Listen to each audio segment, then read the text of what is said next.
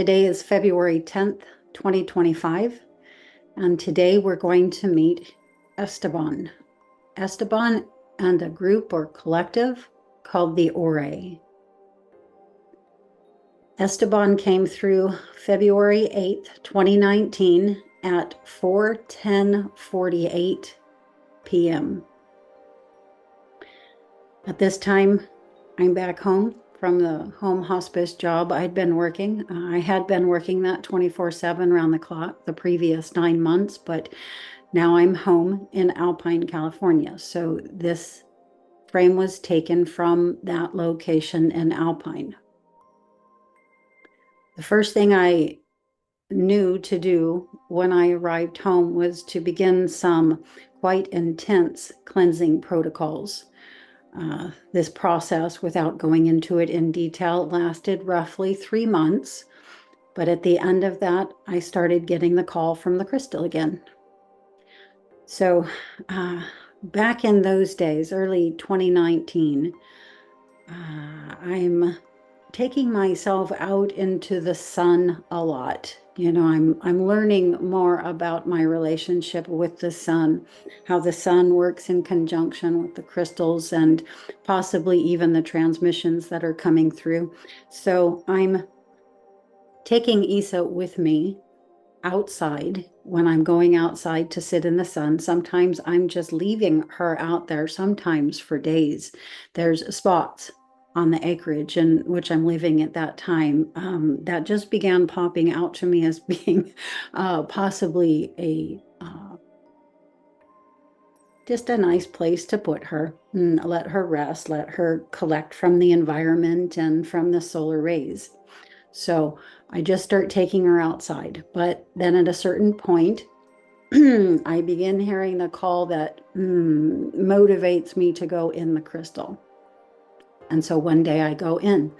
When I go in, Esteban is the first one to arrive. Now, in these days, I'm not yet going into the crystal specifically for the contacts. The phenomena has begun to occur, but I'm still just in the mind-blown state, sort of in the mental question, what is this? How is this happening? The intrigue is what's drawing me again and again back into the crystal. And so it's with this mindset that I take myself in. Also in these days, I'm not yet exactly always seeing with my eyes what it is that's transmitting through. When I'm going in to take the pictures, that is, I'm not necessarily seeing that someone's there. I'm feeling it. I'm intuitively knowing when I'm supposed to snap the photo. And so with this said, I'm going to show you a series of frames here showing Esteban and the Orae and how they came through. So this is the original frame and its original orientation. I'm going to just give you a moment to take your gaze into the frame and see what you yourself can locate. And now I will help out a little by pointing him out to you. Just putting a little arrow there where he's coming through. And now we'll crop the photo and place him in an upright orientation where you're likely seeing him much more clearly now at this point. And now, using information that's already in the frame, we'll go ahead and fill out his face so you can have a full facial view of him.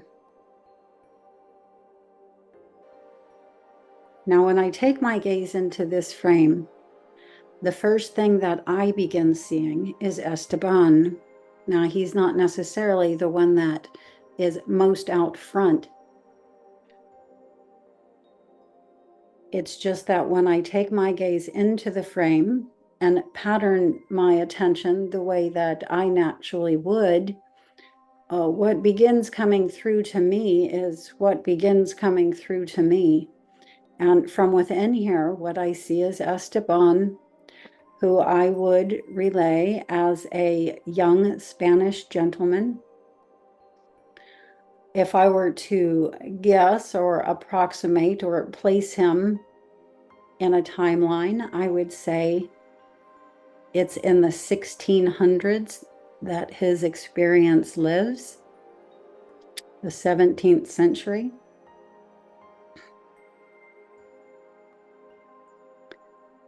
And as I continue taking my gaze in, I begin to receive certain ideas. For instance, the one that comes to me the most, that comes most to the fore, that is most jarring, is that his life may have changed somewhat abruptly at approximately the age of 30. And this change has to do with a capacity that he has. It could be that this young man at this time was usurped in a way by what I will refer to as an unnamed order for his potential to become a seer. I first began to realize my own capacity as a seer, as a visionary, the decade leading into my own awakening, which was back in 2009. A variety of things had begun to happen. I had always had the visionary capabilities. Light always appeared in my visual field that did not seem to appear in others. But at this time, going into the 2000s, I began to cognize more fully this capacity within myself. And one of the things that began happening was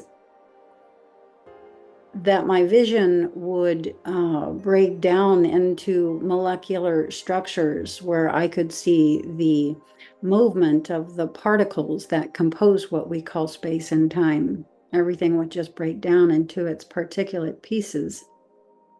I found this fascinating. It would happen when, in the meditative state, but which at that time I was in near constantly due to my own practices and disciplines.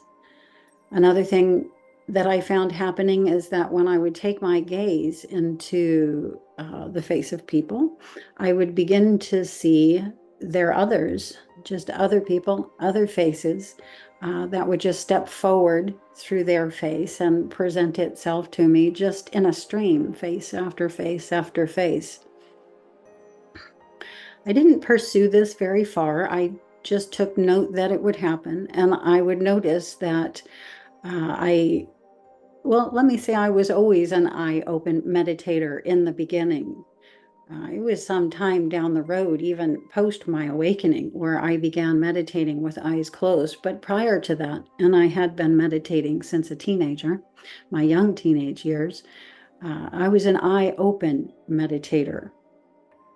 And so this is when I would notice phenomena appearing and where my vision could take me.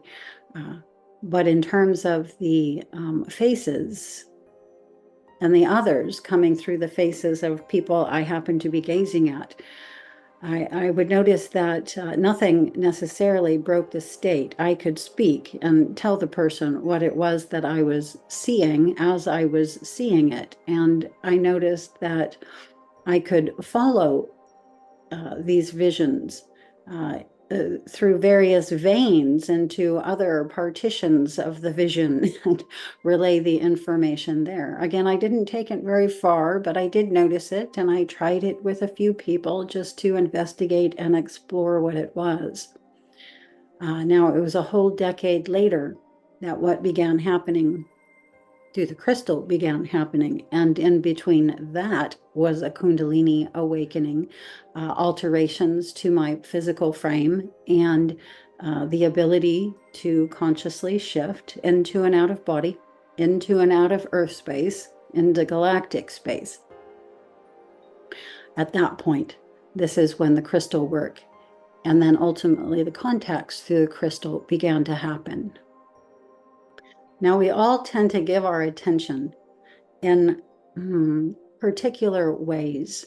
And something with my own vision that I notice is that I can see in the more subtle realms the patterns of attention through which I see what it is that I'm seeing. It is rather like, geometrically speaking, a kaleidoscope. There are particulate pieces that are particular shapes and shine in particular hues that move as a kaleidoscope would as you turn it, and the pieces move into new patterns. And it's these patterns that I began to be so fascinated with.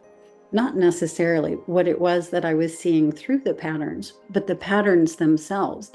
Here in physical space, the patterns are composed of all kinds of things, our tendencies, our habits, our preferences, all come into play when it is we're seeing what we're seeing. And all of this tends to focus and refocus and pattern and frame, color, if you will, what it is that we're seeing in a particular way. And so in this sense, not one of us sees what we see in an identical way, but the part or element of the crystal work that makes the pictures that come through that I'm showing to you now consensually seen, meaning those of us who take our gaze into this frame will see roughly the same thing, largely the same thing or similar thing. However, as you gaze into the frame and you let your gaze soften and drift and float and allow the pattern of your attention to change. There is more consciousness, more beings, more patterns of attention behind that of us, which is most out front. You can notice that through these patterns, additional information than that which is most obvious right out front begins coming through. And it's through these patterns that I begin to see Esteban. And through these patterns that I see very much with him, feel very much with him, a presence that almost overtakes him in my own attention as I gaze into the frame. And this is the group I have come to call the Orae. Now, the Orae are represented in this frame as the neon colored hues that we see, specifically in the neon pink, yellow, and lime green. And also in what can be seen if you take your gaze into Esteban, the energy coming through his eyes. Now, the Orae are what I see as an oracle, an all-seeing eye. The feeling is that this oracle is behind many of what we know as the mystery schools here on our planet. And they have a strong will to help create seers. And they are what are behind the unnamed order that intersected with Esteban when they did and assisted him in bringing that capability out in himself. And that is the connection that he and I share, that which allowed him to come through to me and connect with me in this space and time here and now. Fascinating.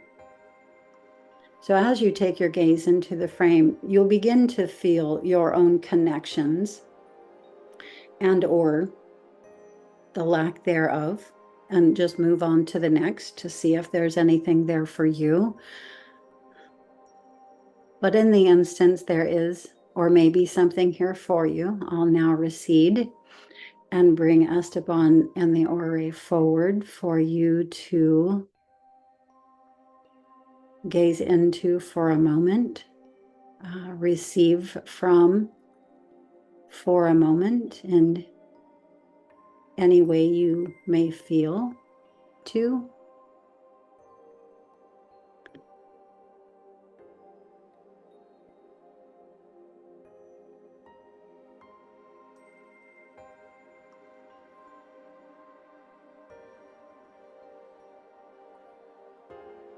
Now let's talk for a moment about the symbols that often come through the transmissions. The main symbol that comes through to me here in this frame is a key. The key begins at the mid forehead in the neon pink hue and extends down the center of the face toward what would be the mouth. Now, it can be noticed here that no mouth was depicted when Esteban came through. And this key and this collection of symbols down the center of the face informs me that Esteban is telepathic, that he's connecting with me telepathically, and even that the Orae, Esteban, this frame, this key, has the capacity to turn the codes back on within ourselves that allow our telepathic capabilities to return to us. And so that's the work that I do when I gaze into this frame. It's what it has to do with. The key, if you notice, at the bottom, where it intersects with what would be the mouth, is the same approximate size and shape of the opening. And so this is telling me that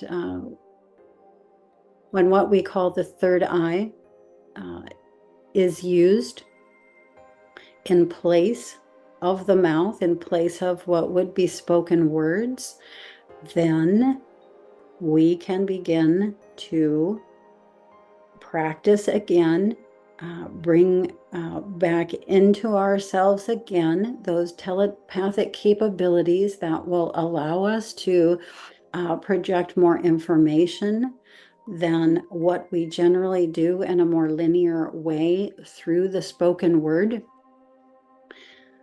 With me, it also puts me back in contact and connection with the beings, with the more total aspect of myself, and receive information that way. I have suspected through the years that I am a channel, a vocal channel. However, there's many ways to manifest this. I think we're trying to find the right way for ourselves, and this may very much have something to do with telepathy in itself. How much further we'll take that, or how much further I will be able to unlock in myself as this whole experience, event, phenomena progresses, we'll have to wait and see. One more interesting little tidbit. Another something that I noticed between Esteban coming through and the being who came through just before him, which we met in the sequence just before this one, whose name is Saed. When I saw their two faces together, an interesting thing occurred to me. And so I superimposed their two faces and discovered something intriguing. Their faces perfectly superimpose.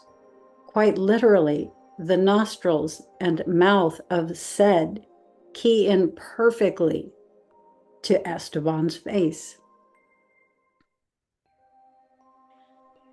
Now, since noticing this with these two particular beings, I have begun superimposing more of the faces to come up with some interesting hybrids or hybrid ideas, or duos or collections of data or information. And I'll be taking that further, possibly in the days and months and years to come.